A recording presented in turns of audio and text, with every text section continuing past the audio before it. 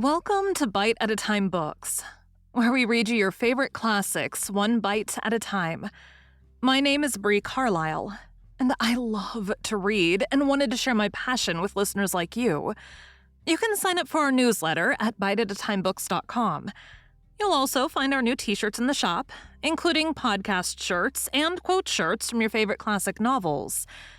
Be sure to follow my show on your favorite podcast platform so you get all the new episodes. We're part of the Bite at a Time Books Productions Network.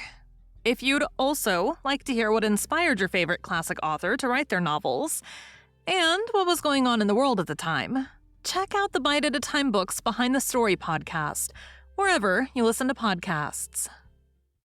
Today we'll be continuing Les Miserables by Victor Hugo. Chapter 19. Jean Valjean Takes His Revenge. When Jean Valjean was left alone with Javert, he untied the rope which fastened the prisoner across the middle of the body, and the knot of which was under the table. After this, he made him a sign to rise. Javert obeyed, with that indefinable smile in which the supremacy of enchained authority is condensed. Jean Valjean took Javert by the martingale, as one would take a beast of burden by the breastband, and dragging the latter after him emerged from the wine shop slowly, because Javert, with his impeded limbs, could take only very short steps. Jean Valjean had the pistol in his hand. In this manner they crossed the inner trapezium of the barricade. The insurgents, all intent on the attack, which was imminent, had their backs turned to these two. Marius alone, stationed on one side, at the extreme left of the barricade, saw them pass. This group of victim and executioner was illuminated by the sepulchral light, which he bore in his own soul. Jean Valjean, with some difficulty, but without relaxing his hold for a single instant, made Javert, pinioned as he was, scale the little entrenchment in the Mondétour lane. When they had crossed this barrier, they found themselves alone in the lane. No one saw them. Among the heap, they could distinguish a livid face, streaming hair, a pierced hand, and the half-nude breast of a woman. It was Éponine. The corner of the houses hid them from the insurgents. The corpses, carried away from the barricade, formed a terrible pile a few paces distant. Javert gazed askance at this body, and, profoundly calm, said in a low voice, "It strikes me that I know that girl." Then he turned to Jean Valjean. Jean Valjean thrust the pistol under his arm and fixed on Javert a look which it required no words to interpret. "Javert, it is I." Javert replied, "Take your revenge." Jean Valjean drew from his pocket a knife and opened it. "A clasp knife," exclaimed Javert. "You are right, that suits you better." Jean Valjean cut the martingale which Javert had about his neck. Then he cut the cords on his wrists. Then, stooping down, he cut the cord on his feet, and straightening himself up, he said to him, "You are free." Javert was not easily astonished. Still, master of himself though he was, he could not repress a start. He remained open-mouthed and motionless. Jean Valjean continued, "I do not think that I shall escape from this place. But if by chance I do, I live under the name of Fauchelevert in the Rue de l'Homme Arme, No. 7. Javert snarled like a tiger, which made him half open one corner of his mouth, and he muttered between his teeth, "Have a care." "Go," said Jean Valjean. Javert began again. "Thou saidst Fauchelevert, Rue de l'Homme Arme. No. 7. Javert repeated in a low voice, "No. 7.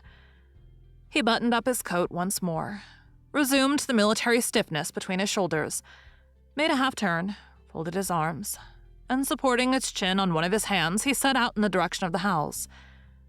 Jean Valjean followed him with his eyes. A few minutes later, Javert turned around and shouted to Jean Valjean, "You annoy me. Kill me, rather." Javert himself did not notice that he no longer addressed Jean Valjean as thou. "Be off with you," said Jean Valjean. Javert retreated slowly. A moment later, he turned the corner of the Rue des Perchères. When Javert had disappeared, Jean Valjean fired his pistol in the air. Then he returned to the barricade and said, "It is done." In the meanwhile, this is what had taken place. Marius, more intent on the outside than on the interior, had not, up to that time, taken a good look at the pinioned spy in the dark background of the tap room. When he beheld him in broad daylight, striding over the barricade in order to proceed to his death, he recognized him.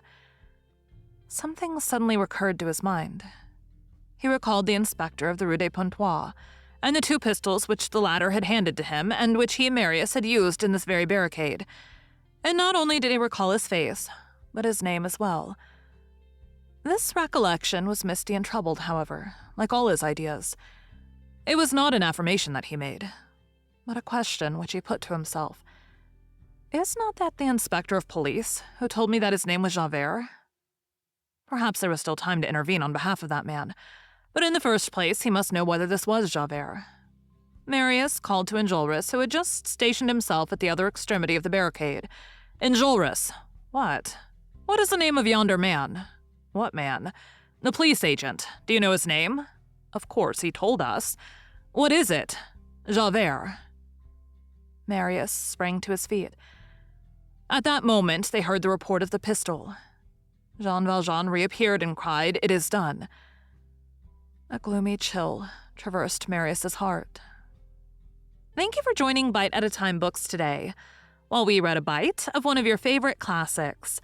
Again, my name is Bree Carlile, and I hope you come back tomorrow for the next bite of Les Miserables. Don't forget you can sign up for our newsletter at biteatatimebooks.com, and while you're there, check out our t-shirt shop. You can look in the show notes or on our website, biteatatimebooks.com, for the rest of the links for our show. We'd love to hear from you on social media. You can find us everywhere at Bite at a Time Books.